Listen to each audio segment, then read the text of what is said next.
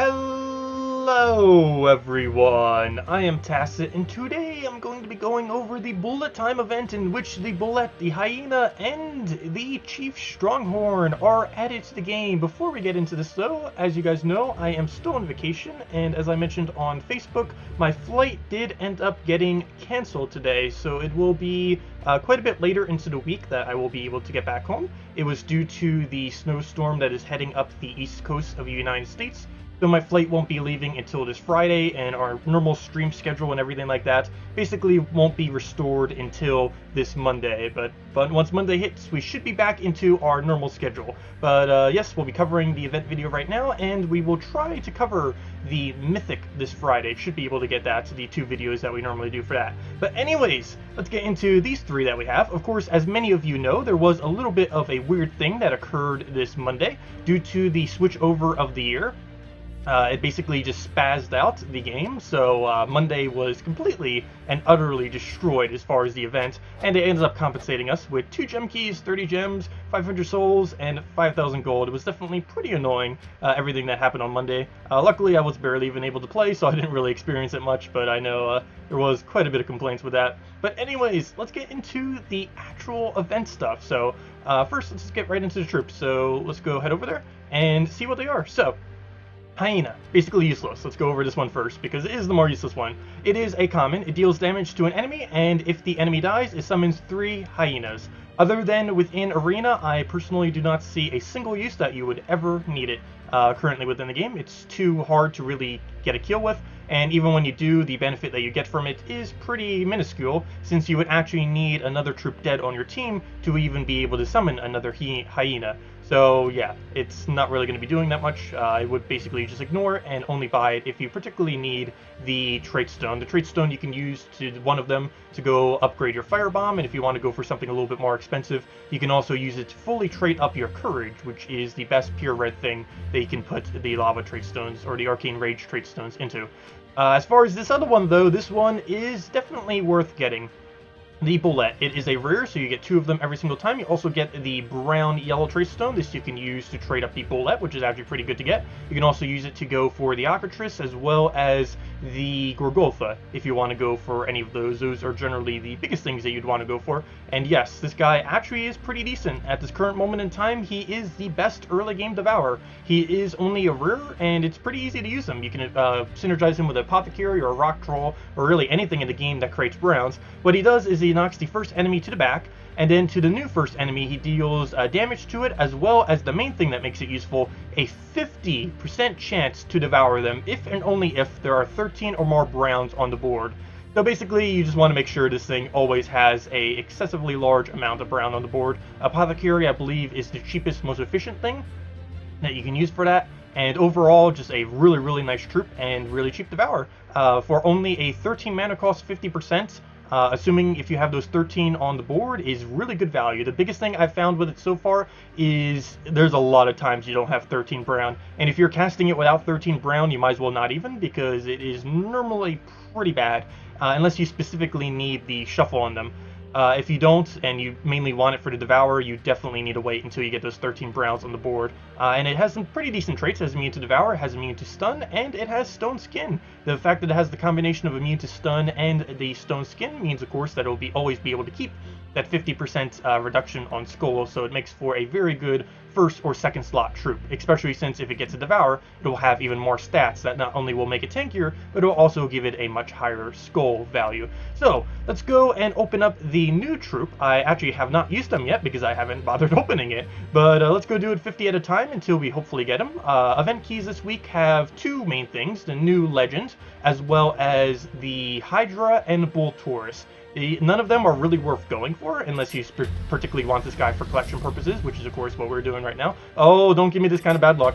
Let me see it, come on. There we go, and this is the new guy that you can get. He is Chief Stronghorn. He is not particularly good, so don't really bother unless you're just getting him for the sake of getting him, which is what we're doing. But he pulls an enemy to the first place, deals damage to them, and that's boosted based on his attack, life, and armor at a pretty similar ratio to that of Bull Taurus. For the most part, I will pretty much never be using this, though we do have one team that I'm going to be using it with that's slightly more expensive, but it's about the only thing I could really think of that could try using him. There's one good benefit that he does have, which is a +1 attack, armor, and life gain on 4 times and 5 times matches to all tars. The biggest issue with this is Tetris is basically the only good tar in the game other than himself. And Tetris is a mythic, which a lot of people most likely don't have. So not really going to work out that well, unfortunately. So let's go and upgrade him, go over all the event stuff, and see what he can do in action. Let me go put him right into his team actually. We have him all the way down here. Let's see if I can remember what on earth his name is. Let's see, that did not actually get it up. Wow, okay. Well, let's go to plan B, which is Wild Plains. That will definitely bring it up. There he is. And we will put him into his slots and actually get him upgraded so he is not useless. And we're just going to leave him mythic. There's really no point in us getting more than one copy at the moment. And of course, we'll need to get a straight stone so we can actually use them. And yeah, that's going to be decent if more Tauruses actually came into the game. Similar to how the Dragon Souls buff or the Dragon Guards buff is good with a bunch of dragons. Problem is, there's just not enough Tauruses to really utilize it with. But there we go, got him upgraded. Let's go into the events here. So, for the events, we have ourselves a 10% bonus to all Wild Plains, as well as a 10% to all monsters. The 10% to all monsters is probably the more relevant part. We also get +5 glory every single battle we win with a pure Wild Plains team. I would highly advise only doing this to 1 trophies if you happen to want to farm glory. For the most part, given how weak most Wild Plains teams are, I would pretty much just skip trying to do this. But if you really wanted to, you could probably, particularly in early game, try putting one of the stronger Wild Plains like a Hydra or a Tetris into a team, a bunch of Soothsayers, and basically just get it up and just keep wiping out a 1 trophy. But for the most part, I would just ignore this and just stick with your normal battling. The amount of time it would take you to win with a Wild Plains team probably isn't worth the extra 5 glory that you get this week. And the other thing we have to do is kill a bunch of monsters in PvP or in Explorer. No one kingdom really has an excessively high amount of monsters within their kingdom, so for the event I would highly suggest just going to PvP, going into your casual, and then just constantly keep repicking until you find a battle that has 4 monsters, or at least more than like 1 or 2, just so you can go and kill them out. So speaking of that, let's go into the next one. So if you want to farm your glory, basically just go to any week 1 trophy. You just keep repicking on casuals and just go to whatever you have here. And well, like I mentioned earlier, we're going to be running here with a Hydra with triple Soothsayer. We're going to just keep throwing the Soothsayers, trying to get our mana as quickly as possible. And ideally, we'll just be able to double cast and then claim ourselves our extra glory. Ideally here, we also want him to take every single possible skull, so if we can deliberately let him take a skull, that's actually a good thing. There's 2 reasons for this. The first reason is because Hydra does 3 damage to all enemies. The other reason is I need it to take HP damage so that we can actually have a higher boost ratio, because of course his boost ratio is based on all the skulls. Or not on all the skulls, but on all the damage that he has received, and the easiest way to do that is just simply from taking skull damage. So right there, we'll throw that split. It does look like we are going to need a second one, as I mentioned. It probably is not worth trying to do something like this, as the amount of time it's going to take you just to win a battle most likely isn't worth the 5 glory that you're going to be getting this week, and there isn't really too many things that you can build out of pure Wild Plains that are going to work particularly quick. Maybe earlier on in the game, since the battles are a little bit weaker, but this late in the game, unless you're just constantly doing 1 trophies and repicking for them, there isn't much a point for going for that little bit of extra glory. You might as well just be doing your normal ranked PvP battles. So let's go head over now to the Soul Forge and all the little dungeon things. So, Soul Forge, what do we have? I know that there were some decent ones, and yes, there were. So, we have quite a few actually. The main 3, or kind of 4. For legends, there's actually a lot. Almost every legend. Actually, all 4 of the legends this week are pretty decent choices, though the 2 really noteworthy ones are Queen Mab and Tesla. Tesla is basically like a Crimson Bat. It has one of the highest true damage, if not the highest true damage in the game. The only biggest issue it has is it's based on armor.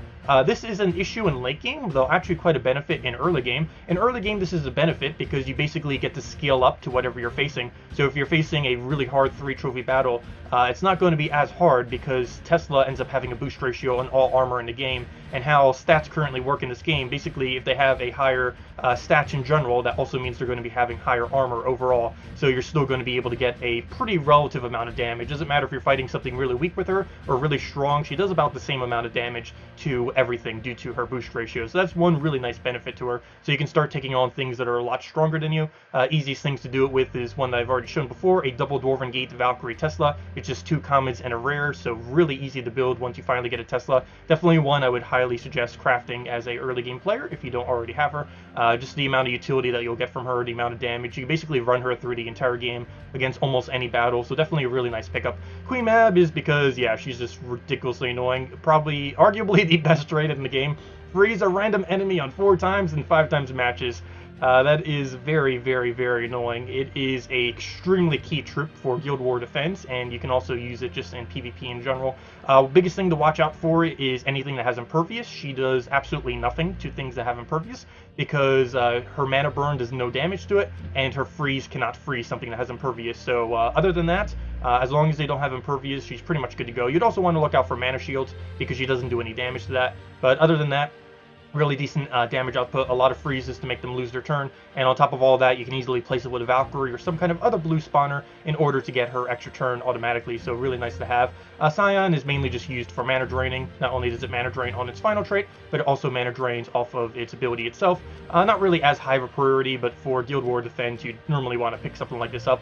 It's pretty weak without full traits, whereas Queen Mab is still pretty decent without it, so I would definitely suggest with these two options, if you have neither of them, to go for the Queen Mab instead.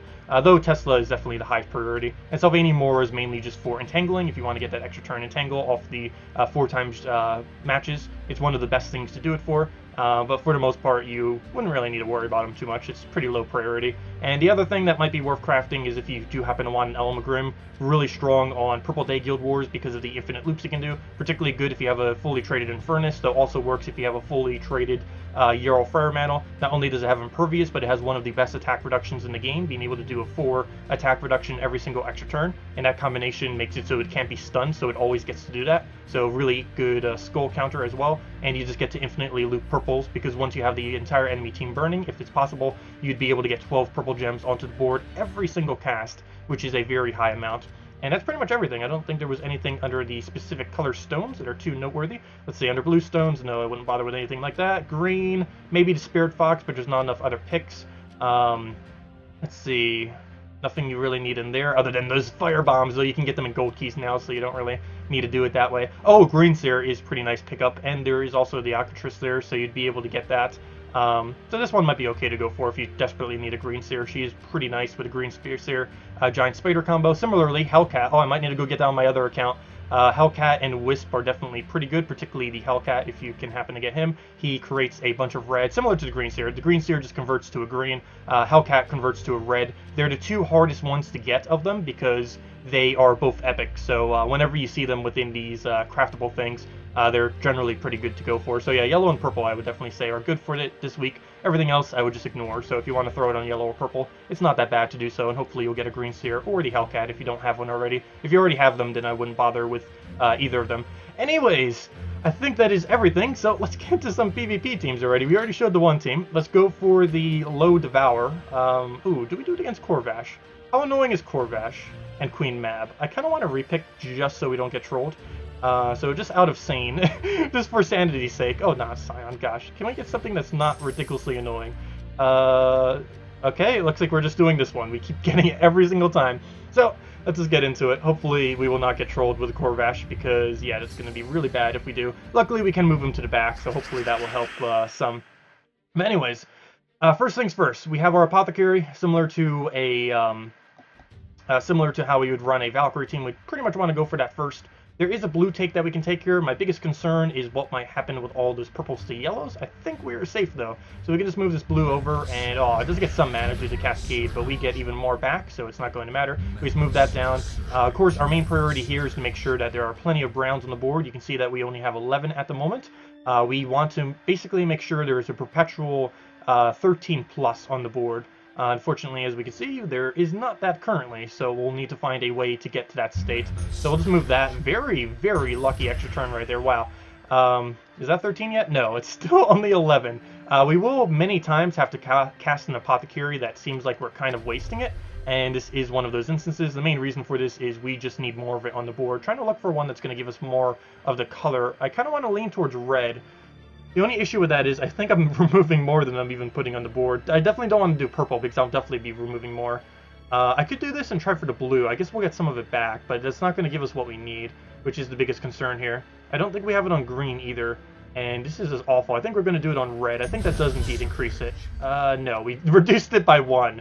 And that is one really annoying thing that will happen a lot, is you just kind of get stuck with those boards where you can't really get more onto the board.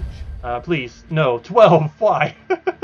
The other big issue here is if Apothecary hits on brown right now, that will completely mess us up.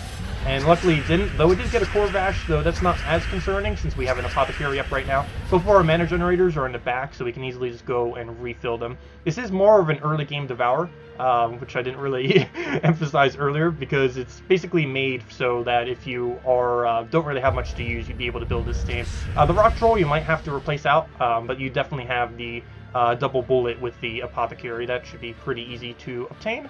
Unfortunately, this particular battle, as kind of predicted with that kind of team, is not really working out. See, get yourself a Queen Mab, definitely useful. We do have Apothecary, so we can get out of it, so I think I am going to do that here. I kind of need to do something, can't just leave it like how we are right now. I haven't been able to get a single Devourer out, but we should be able to get it here. So 50% chance. It's better hit, though we do have a reduction. It's going to move them, so the Apothecary is going to hit us. With the 50% reduction, it's not going to have enough damage to kill us.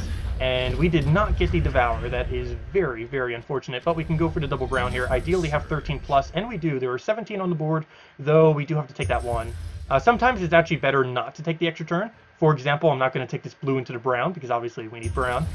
Ooh, is that still enough? Yes, exactly 13. Let me go remove this purple, and we should be good. Oh, come on, stop giving me... Stop giving extra turns. I need the board to stop. Oh, I keep making it do more. Stop. There we go. Okay. This stands still, board. And we'll obviously want to use this one, because it needs to devour. And if it doesn't devour, it dies. Ideally, it will devour here, though. Finally, thank you. So now we can just go crazy. Once it gets going, it goes pretty well, though. As you can see, we just got a double kill. It took us a little while to get it going, but once we kind of get the loop here and just get control of the board, you can just devour down the entire team, assuming they don't have any anti-devour in the team. So we also have cleanse, so we can keep extra turning pretty easily. Just use the Apothecary first, and then you can start using the Rock Troll. Let's go throw down a Devour here, and yep, there we go. 3 Devours in a row. Can we see a 4th? That's not a 4th, but we can easily get the mana back up and do the final blow. As you can see, that's basically a really cheap way to do Devour, and as this current moment in time is the best way as for a newer player to do Devour. As far as a replacement for the Rock Troll, not sure if there's really anything that would work perfectly. I guess there's something to assist with mana for your Apothecary. Might help a little bit. But yeah, you kind of do need that Rock Troll there. You can do it with just Apothecary alone, but you'll sometimes have those instances where you over-convert with an Apothecary, where like we saw a couple times during that battle, we would convert, but less would be on the board than when we converted. So we'll like convert, there'll be 11 on the board, then there'll be like 9 after we get done with it. Whereas a Rock Troll is normally a little bit better at keeping it higher. So anyways, let's go on to the slightly more expensive team, trying to use this Chief Stronghorn. I don't think this will really be too particularly valuable, but him in general is not really particularly viable. So we'll see exactly how he goes. Obviously, I have not even gotten to test him yet, as we just got him as a drop earlier. Though this team should still pretty much work. Just go for the Gorgoltha immediately. Really weird board right now. I don't know which one I want to take. We'll move that over. Get our manas. Oh, I didn't want to give him reds, but that Sky Gem. Do we have a drop here? I don't believe we do. No, we do not, so we'll move that down, and we do get the Lucky Cascade of the single yellow there, and now we should be able to get going, I would hope. And every extra turn, don't forget, we are getting more stats onto both of them, and we're also getting 1 to all stats due to the Scorpius here. Scorpius isn't really required on this team, I just figured it would fit in the theme with us getting more stats. So this guy pulls an enemy to the first place, or deal 28 damage to them, boosted by armor and attack. So, oh, and life. So what would that be damage-wise? That would be about 10, 10, 10, 20, 40, 70, 80? Around 80-ish? Would that even be viable enough? I guess we could kind of reposition them, or move something that we want to kill to first and then throw it down right there. So for example, what we can do right here is we'll move Corvash. I think he's the slightly bigger threat right now. We move Corvash to first slot, and then we throw Tetris on him, which will now be their second slot. So I think that's the game plan here. So we do that. That will hit that. We'll hit it for the really high amount of damage. I'd actually move so quick I didn't even see it. But we do that. And now we hit right there. Now Tetris should sideswipe that, kill that, and partially damage that. And then we can work from there. Maybe throw down the Scorpius and just go from there. So we throw that down. So we do get our double kill, which is to be expected. How much damage is Scorpius? 44. Obviously we can't poison. I wasn't really expecting to need to poison, so we'll just throw that for damage. Not really much need in doing anything with him. He's mainly just there for a little poke. I would normally Gorgolfa here, but just out of this being annoying, I think I'm just going to Skull Poke it. It's there, we might as well take it. If it was Guild Wars, I'd probably gone for the Explosion, but don't really need to in this case, since we do have Impervious last slot, so we probably could have in Guild Wars. But just go for the safer, or go for the quicker method here, not the safer one, and down it goes. So yeah, that did work out pretty well, though it is pretty much all Mythics and Legends, so that is to be expected from a team like that. But yeah, honestly, I don't really find much value in the new troop that came out. Maybe once more Tauruses get into the game, but really, him and Tetris are about the only two options you really have, so not that diverse. But anyways, guys, we will be getting a new Mythic this Friday, so we'll see how that pans out. As it currently seems, it seems like it's going to be a weaker version of Farish Ra, so not really much of a point in that, but hopefully it will... They did say that they're going to modify it a bit more before it gets released, so maybe it will be viable, but last I saw, it doesn't really seem like that Mythic will be particularly good either, so if I happen to get that video out a little bit later, I would probably not prioritize getting this new Mythic. We also just had a Mythic 2 weeks ago, so it's also relatively close. You probably want to save your keys and such for the New Kingdom. The New Kingdom is confirmed pretty much coming out this month. When specifically, we don't know, but I would probably save more of my resources for the New Kingdom than I would for the Mythic, so do keep that in mind. Anyways, guys, I hope you all have a wonderful rest of your week. I will see you all later. If you still have any other questions, feel free to leave them in the comment section. And thank you all so much for watching. Goodbye, everyone.